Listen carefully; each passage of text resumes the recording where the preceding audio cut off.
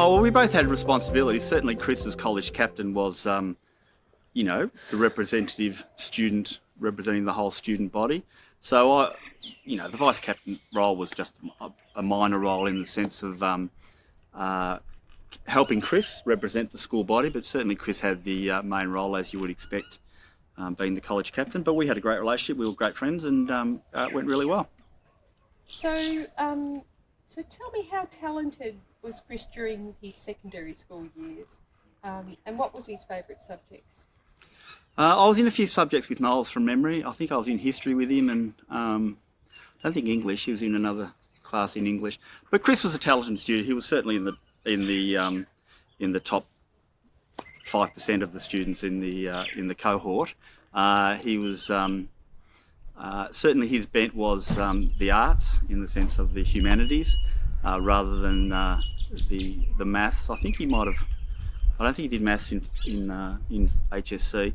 But obviously a very talented student, certainly gone into law and commerce in Melbourne the next year. I think went to Monash, stayed at Mannix College, so had the law experience and the commerce experience. So he was a very talented academic student at St Pat's in 1985, absolutely. And through his schooling, he was at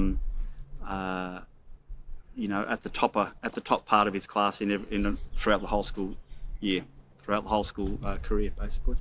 And you mentioned your envy, or you mentioned before the interview that he stood you up, or he became. Oh no, that's just a running joke. No, no. You've got a smile. No, running joke. Just a running joke between Chris and I over many years. I don't know how you got it, as opposed to me, but anyway, that was just a running joke.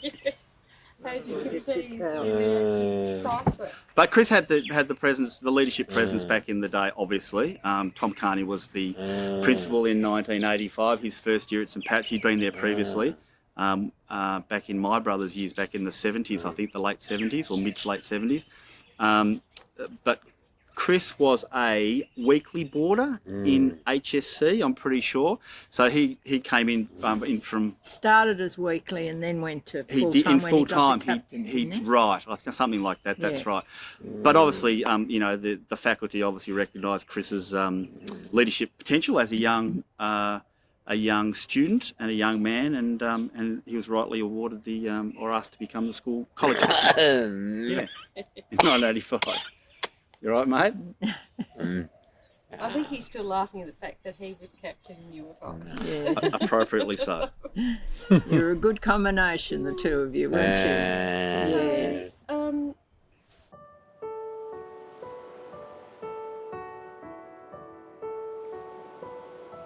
So tell me about the Meredith Music Festival and your involvement in the beginning, I understand, is that correct? Yes, well, that's absolutely right. Well, I attended the first Meredith Music Festival. Was it called that at the time? I don't think it was. So. It really it started as a Chris and obviously 3 or 4 of his very good friends wanting to. Well, that's the more official one. The one I'm remembering is the one on the back of the truck, where it was basically a party. It was essentially a big party up on the reserve. Up on the reserve that the bands were on the back of a truck and there was a bit of carnage for like 2 days basically back in and but that was Chris though. Chris and his friends had the skills and the and the wherewithal and the drive firstly to get a party together for maybe 150 people, I don't know, to come onto the farm and then the bands and then setting up the bands and the electricity and the everything, and not many people would have had the gumption to do that or the drive or the skills to do that, quite frankly. And then to get people along and to have that. So that was my memory of the first one. Whether it was the official first one, I'm not 100% sure. But I think I mentioned yesterday he wanted to put one on, and it was going to be money at the gate, and he didn't have. I said, no, you got to sell tickets. You can't. Oh, I yes. know who'll be funding this. Yes. And anyway, he didn't sell enough tickets that year, so I said, no, you're not having it. He was furious with me. Yeah. So yes, but they still held a bit of a party. Yeah, so my recollection was really just, well, it was a party festival, but I attended. I had no administrative function at all, no. Was that 91? Was that? Yeah, that sounds about right. 91, I think, was the first real one, was it? I can't remember, Chris. I've got the book here, and it says December 14th and 15, 1991, Meredith Music There you Festival. go. Yeah. 2 days of non-stop music set in tranquility of the rolling green hills of the Meredith and featuring the boxing Tostadas, Dead Salesman, Dead Salesman, remember him? Kill Sarah, Yeah, Kill Sarah. Dan Flamingo Marr loved him. Sketches, The Celts, The Celts. Pico, Yep. and, Pico thought he was going to make his fortune. and many, many more. That Yes. was the program. Yeah. So there was free use of barbecue on both days and takeaway food also available. Yes. Yeah. It was an auspicious start. It was fabulous. Can I ask a question? Yeah. Yeah. When did you start making money? Did you make profits from the first year, or how long did it take before it was I think financially viable? Well, I think John and I probably put a bit in the first year or two. I'm sure you did. And then we told them that they had to get realistic with the money. Am I right, Christopher? You're a good persuader. You could always persuade Jack, and I'd say no. He's got to do this. Now, one of the things I read in this book last night was that apparently your career, your music career production began when you were 14. You'd buy an album and 4 blank tapes, Yeah. and you'd copy that album onto the tapes and sell them to his mates at school, which covered the cost of the album. But then you realise that, hey, maybe I could get into trouble for this, for copyright laws. So you sort of, as your social justice kicked in, you thought, maybe I shouldn't be doing this. So, is that Sounds correct? about right. Yeah. Yeah, so I thought that was absolutely lovely. Yeah. But Chris always loved music. He always music was always on. Yeah. And he was really my recollection, is he was quite adventurous with his music, as in the span of music he would listen to. Certainly bands, I was much more conservative in the sense of the music, so he'd listen to bands I'd never heard of. And also the bands that he used to get to Meredith and with Pearley and Rexy and John and I rang balls in Meredith. He was president of the hall committee, I was president of the church committee. When there was a bit of a competition to see who could get the best band for the ball. And so Chris grew up really with music. John was, country music. Yeah, Johnny Cash. Johnny Cash, yeah. And I was probably, my background was more classical, but I got into it as well. And the balls were terrific down there. Do you remember them? No, I only went to one. I did, but I remember, and I used to say to Chris, because Chris was, again, loved his music up loud, a whole range of loud bands, etc. amongst other, because he was tone deaf. This bloke, so he'd be belting out these tunes. He had no idea about tone, so he was totally out of tune the whole time. It was hilarious. So Chris was all about volume, not quality of the sound coming out of his mouth. I can tell you that right now. Hopeless. Yeah. Is that too harsh? No, it's not. No, it's not too harsh. Just your opinion on how important is the Meredith Music Festival to the family, Chris's family, to friends and the broader community? Oh, well, Australia-wide, let's start there. The Meredith Music Festival is well known throughout Australia, and I think it's rated as one of the best music festivals in the country and has done for many years. So that's the first thing, not to mention Victoria. In the Australian music scene, I think it's enormously well regarded, and a festival that bands want to play at. Billy Bragg and all that sort of stuff. Interestingly, though, Chris, and I'm sure the others as well, they didn't want to just get known bands. They were really, really, this is my recollection, they were really very, very keen to... Have a pause, just while the motorbike parks. So the music festival was very much trying to introduce new bands or young bands or not known bands commercially. That was my recollection. Chris was very strong on that, as I'm sure the others were.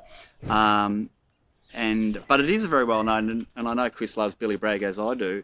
And Billy Bragg has played at Meredith Music Festival, which is, amongst other perhaps bigger names over the journey. Not that they had to be bigger names.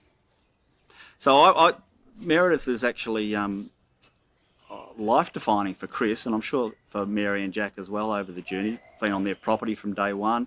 I know they've moved it down the road. It's always been on the Nolan farm. Chris has always been heavily involved in the organisational aspects of it and choosing the bands with Rexy and Peely and Marcus. Marcus, Marcus thank you. went out There were of the four, group, and then Marcus went out. That's right. But obviously Rexy and Peely, once Chris got sick, Rexy and Peely, took it to that, have taken it to that next level, such from a managerial and from a venue perspective, and now it's such a well-regarded national music festival. So it's enormously important in the life of Chris and Mary and Jack over the last 25, 30 years. I think it was the last one that Billy Bragg played at. He was coming up through the crowd and I was going down, and I said, "Oh, Billy Bragg, how good to see you." And I can't mimic his accent. "How do you know me?" And I said, "Oh, my son's been listening to you for yonks, and come up. Would you like to come up and meet him?" So Billy Bragg came up to the Nolan stand, yes, and thanked you for the festival. He said it was just an incredible festival. Yeah. He said he plays at concerts, but he wanted to get a feel of the crowd because a festival's different. Yes. So, Chris, I meant to ask yesterday, Chris opens every single festival, both? Pretty much. Yeah, I think he opens Meredith, does he? He's on stage. I don't know whether he opens Golden Plains. I can't remember. Oh, he has opened Golden Plains. Yeah, he has. Yeah, absolutely. But he's always there. It's just held really in the back paddock from the house.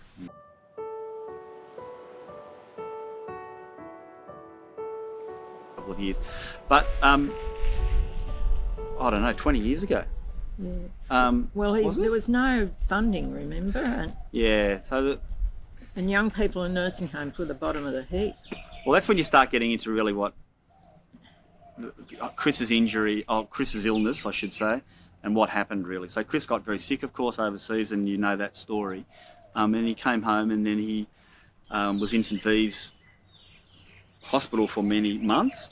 But then where do people who've acquired a brain injury go, particularly young people? Where do they go? And there's no facilities in Australia. Well, I think there might have been one. Very few facilities, if at all, that young people with an acquired brain injury where do they live? And so where they live in aged care facilities because they have the skills and the resources to look after them. But of course, someone who's 26 or 27 shouldn't really be in an aged care facility because that's for people at a different stage of their life. So Mary,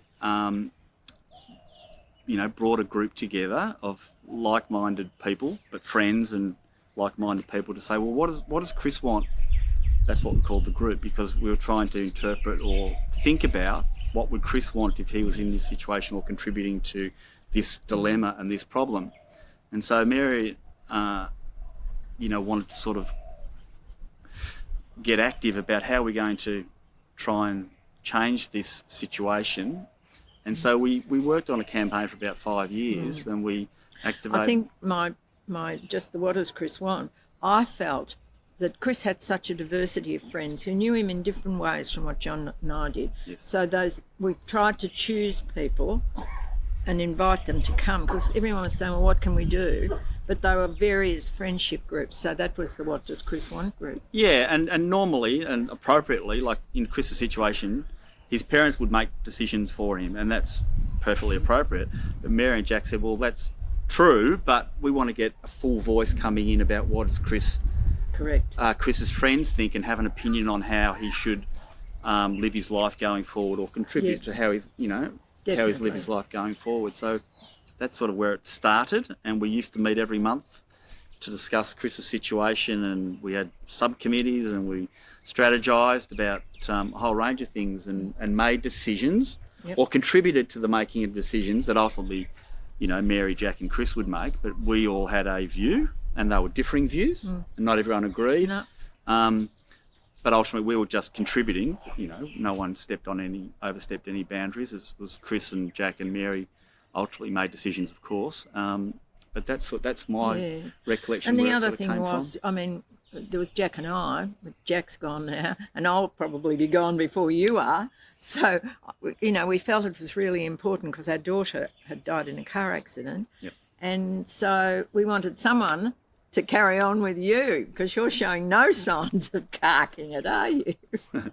No, well, that's right. That was a big thing of it. But Mary, Yeah. you know, it was all very mature conversations. Like, well, what happens when Mary and Jack Yeah. pass away? What, you know, that could happen any time. Chris is 27. What happens then? So that was really Yeah. part of the genesis as well, wasn't it? Yeah, Really? it was a terrific group. Yeah. COVID sort of, well, we used to meet here about monthly or every couple of months. Yeah, we did. Well, my kids used to come, and my kids used to yeah. come, and I remember Finney playing the cello. cello. That's right. Yeah. And we'd meet every month, and really either just to get together with Chris and have a chat, only for an hour, whatever, Yeah. and then or make some decisions or contribute to the making of decisions. Yeah.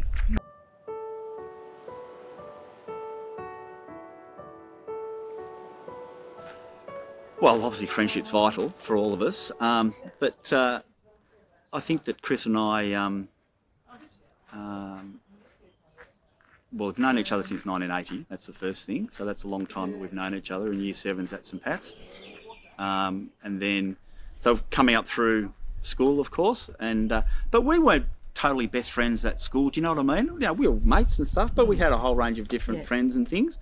But he was one of my friends at school, absolutely. And but then we were closer in probably HSC, as they called it in the day, just by virtue of our proximity with some of the work we were doing, etc., as in college captain.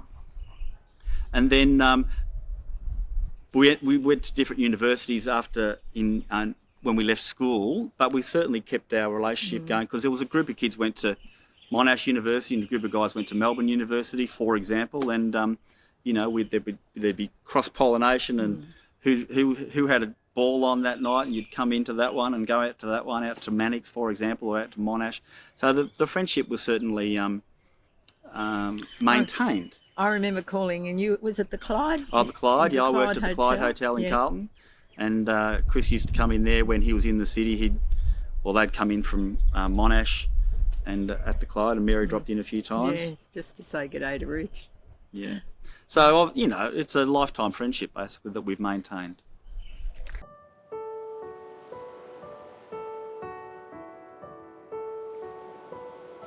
Look, I think, well, I certainly did, and I know Chris did as well. We had a great schooling at St Pat's through the early to mid 80s when we were there. And they're your formative years, of course. So I think that's part of it as well, that you build your friendships from school. You had that communal bond about going to the same school together. I think that's part of it. So I think St Pat's fostered that as well. I mean, it's a long time ago now, so I'm sure the school's changed for the better and developed, and I know it has. So, you know, I think that the St Pat's played a enormous role in our development as young boys and young men, and it's gone on from strength to strength, basically.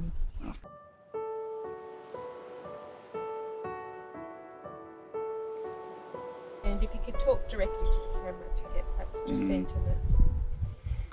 Well, I think, look, friendship is so valuable, and pick your friends wisely, and then value your friendship and work on your friendship with your friends, because you've got to nurture your friendships over the years. It doesn't mean you have to live in each other's pocket, but you do have to value your friendships, and you've got to nurture them, and that's why Chris and I have been friends for 43 years, because we've rung each other up, and we've visited each other, and we've talked with each other over the journey.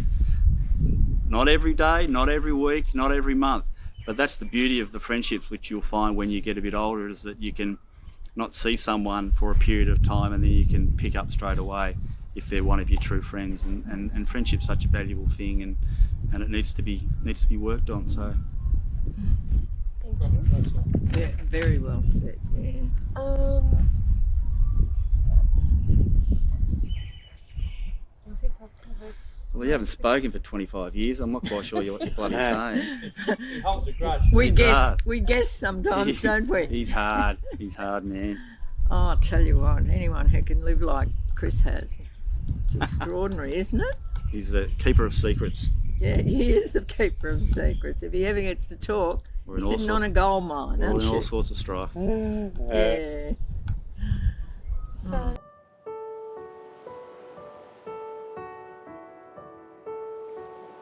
But I think St. Pat's and the friendships that came from that, and knowing how to be friends, I think was another thing. Learning friendship, learning to take the ups and downs and the in-betweens, and that yes, that has stood Chris in good stead, and you know, Jack and I too, through, how long is it since Chris's injury? It's 26. 96. wasn't it?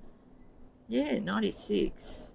That's 20. Nearly 30. coming up. Yeah, so Chris has almost been like this longer than he was before, and he's still got friends. It's you know, and I have too.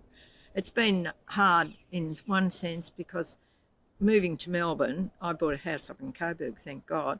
Well, John and I did. I convinced John we needed something. I needed somewhere to stay during, and I've still got the farm, so the festival's been a great asset there. But yes, it's friends have been so important. Yeah. tell me about this book. So, celebrating 50 years. I wanted to find out because it's just a lovely book. It's been put together with stories from his friends and networks, and it's just a lovely. It is a lovely book. Janine Hellard, she called in yesterday. She's one of those people. She's amazing. She's got somebody else she visits over here, so she pops in, but she never writes in the visitor's book or anything, does she? She sneaks in. She doesn't like people to know where she is, I don't think, sometimes. But she gathered it. She was sort of she gathered stories, and it was it was a fair effort to get it done. But she gathered stories, and she's just great, really. It should have an acknowledgement to her, I think, in it. I said that to her. She called in yesterday, blew in, you know. Yes. Oh no, I think. Well, I mean, I think Chris has always been, or since the Chris Nolan Awards, for example, I think that's been a real honour for Chris to have those awards named after him. I think the school has really valued his tenacity and his courage, and has appropriately named those awards in honour of Chris because Chris has had a very tough life, particularly since he got ill, not before then. He's been on death's door a number of times, and he's pulled through. So his internal strength has been amazing, both physical and mental, and he's a real inspiration to me, and I know to a lot of other people as well, because he can't verbalise, but we know sort of, you can have conversations with him, and we know what he's sort of thinking, and he's a real inspiration, quite frankly. Yeah. Thank you. I think I shouldn't sequence with that, but I think the value of friendship and moving through the ups and downs of friendship, you don't always agree, you go in different, but keeping that connection and contact is just so important, and that's possible to build at St. Pat's. You might be in a different class, or you're doing different subjects or different unis, but just keeping the connections, I think, is really important at whatever level you can. And being there when in the ups and downs of people's lives, to celebrate as well as to be a support in whatever way. Well, I probably think so. I think that's inevitable, actually. I think the to get involved. I mean, Chris was, very sick, so we wanted to do what we could.